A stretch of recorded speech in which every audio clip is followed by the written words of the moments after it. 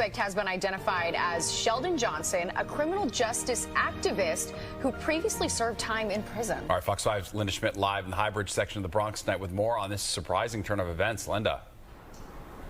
Yeah, certainly surprising. Well, first of all, this guy said he had turned his life around after spending most of his adult life in prison. In fact, just last year, he started working with the Queens Public Defender's Office. Well, now he is accused of shooting a man in the head in the apartment building right here behind me and then dismembering his body. 48-year-old Sheldon Johnson of Harlem is charged with murder and concealment of a human corpse. This is Johnson recently on Joe Rogan's podcast, talking about how he had turned his life around after a life of crime. He was working with troubled youth with the Queens Public Defender's Office. The shirt he is wearing says Queens Defenders. I got into school, I got my GED. From there, I got involved in correspondence courses. I started interacting with guys who were teaching ART, aggression replacement training, and I started to begin to understand how these concepts work, what positive visualization is, deep breathing, how to remove yourself, conflict resolution. Well, police say Johnson's life of crime apparently was not over.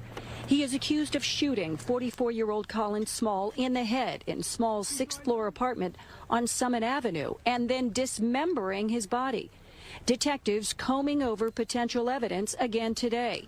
Inside the apartment in the High Bridge section of the Bronx, a law enforcement source telling me they found a man's torso and foot in a plastic storage bin.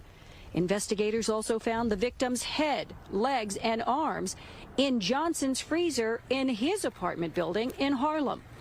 The superintendent of the victim's apartment building saying a neighbor heard gunshots, and surveillance video tells the story. The tenant of the apartment, he came in, he never came out.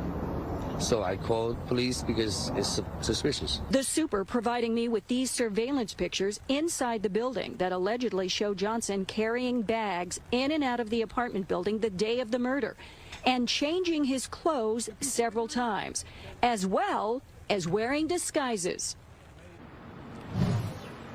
Now, today I also reached out to the Queens Public Defender's Office where Sheldon Johnson had been working, but they had no comment. Back inside to you.